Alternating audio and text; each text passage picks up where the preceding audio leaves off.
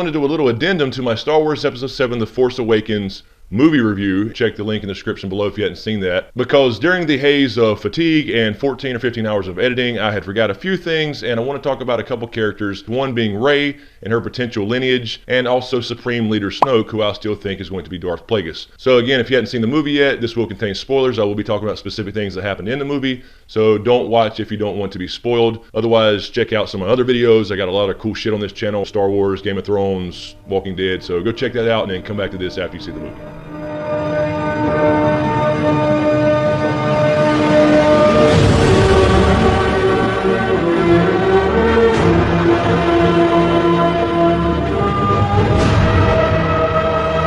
Okay, so first let's talk about Rey. So I had initially thought, like a lot of people thought, that Rey was going to be the twin of Kylo Ren and be Han and Leia's daughter. So anyway, it looks like J.J. Abrams and Disney went a different direction, and it's probably going to end up being Luke's daughter, and there's a few things that point to that. So let's talk about those really quick. First of all, you have the lightsaber that was Luke's down in the basement of Maz Kanata, and it seemed to call out to her. She started hearing voices. Some of those voices were Anakin, some of those were Luke, and some of those have been confirmed to be Ben Kenobi. So it seems to be that that particular lightsaber, which was obviously Anakin's lightsaber, then Luke's, it seems to be calling out to her. I believe her as a character was part of the title of The Force Awakens because it kind of awakened in her, so to speak. And also a reawakening in Luke. I think he's been gone for a while and perhaps disconnected himself from the Force in a way, and that's kind of awakens. But just the fact that this lightsaber kind of calls to her, and then she goes down there and she's drawn to it, and she touches it and has these force visions with those voices, I think that kind of points to her possibly being Luke's daughter. Another thing would be, in the trailers we heard the voiceover from Luke Skywalker giving the speech about, my father had it, I have it, my sister has it, now you have that power too. We didn't hear Luke speak a single fucking word of dialogue in the movie, but perhaps that was him talking to Rey. We may hear something very similar with him talking to her in episode 8 now that she's there on the island with him. And another thing I wanted to mention, I was talking about in the movie trailer review, is that I thought it was odd that her, and Finn for that matter, could just pick up a lightsaber and just start wielding it like she'd been doing it for a few years or had some training. Now Finn, again, I can partially understand because he was a stormtrooper and he probably learned a few things about fighting growing up as a stormtrooper, because it looks like the First Order simply takes people out of their homes when they're kids and they feed them all this bullshit growing up, and they never even give them names, they just give them numbers, which is where Finn got his name from, which was FN, 1, 2, 3, 4, 5, 6, whatever. But Rey held her own and whipped Kylo Ren's ass in the lightsaber fight at the end, and also did the Jedi mind trick before she knew how it was done. So that kind of points to maybe she had been trained before in the past. Now let me say here really quickly, all these ideas are not mine. A lot of these were from commenters in the movie review video, so thank you guys for that. I just want to kind of put all this together and add my own thoughts, so I'm not taking credit by any means for all these thoughts. But people are suggesting this, and I started thinking about it, that perhaps she was actually started to be trained by Luke when she was young. If she is in fact his daughter, that would make complete sense. She just doesn't remember, or she had her mind wiped in some way to protect her, or Luke thinks she's dead. And that's my personal opinion, the way Luke stared her down at the end of the movie, which is kind of creepy, but he also got a little bit emotional there at the end. It looked to me like, oh shit, you're alive. I think she got put on Jakku for a reason, and it wasn't that Luke wanted to just leave her behind and abandon everybody. I don't think he would abandon his daughter.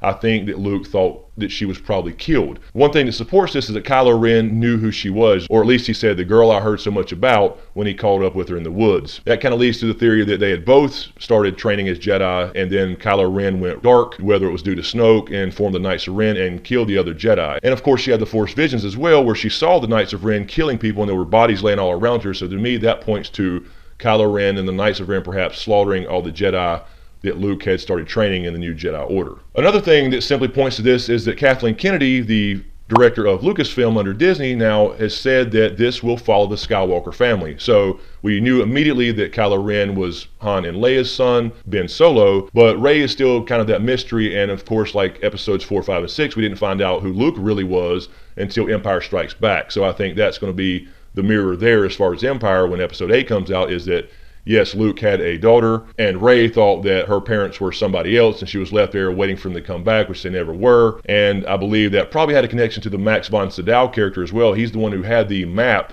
that was apparently needed to find Luke, and why did he have that? Although he died very quickly, he seemed to know about the Force and Luke Skywalker. Obviously he had the map. The other thing was that R2-D2 didn't wake up from his depression mode, or low power mode I should say, until Rey got there on the base. BB-8 already went over there beating on him. C-3PO pulled the sheet off of him where he'd been sitting there in low power mode ever since Luke had gone missing.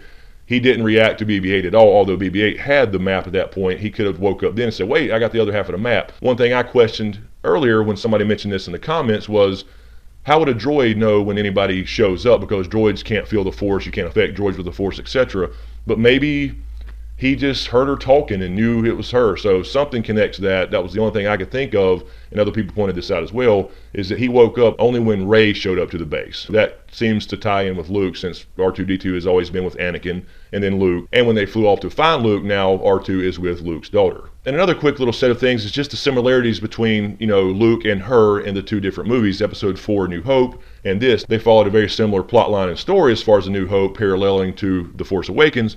But they're both just naturally good pilots. They both grew up on a desert-type planet, one Tatooine and one Jakku. Luke had an uncle that died that kind of forced him into the war, so to speak, as far as Uncle Owen. And then, of course, you had Rey, if it is in fact Luke's daughter. She now has an uncle that died in Han Solo. And another quick point I would make is that when Leia, at the end, hugged her when she was about to go find Luke, and the first thing I thought was, why aren't you getting on the ship with him if you want to go see your brother? But Leia and her had a long, embracing hug, and Leia seemed to sense something in her, or something about her, but there was just some connection there. There was just no reason to sit there and hug that long and make that point of her looking at her the way she did. So those are the points I had on Rey, but I think if they do this, they obviously have to explain, okay, how did Luke have a child? So that they'd have to bring in the expanded universe a little bit, at least the idea of it, and some type of Mary Jade character, which was the girl that Luke married in the expanded universe, now Legends. Now they may change that name, but we may find out that his wife died, which would be Rey's mother, and he probably thought Rey was dead as well. And that's probably part of the reason he kind of distanced himself, took off, disappeared Yoda style, and maybe even cut himself off from the Force for a while, because I would say, well, wouldn't he know if Rey was dead or alive? Because he's powerful in the Force, they can sense when each other dies.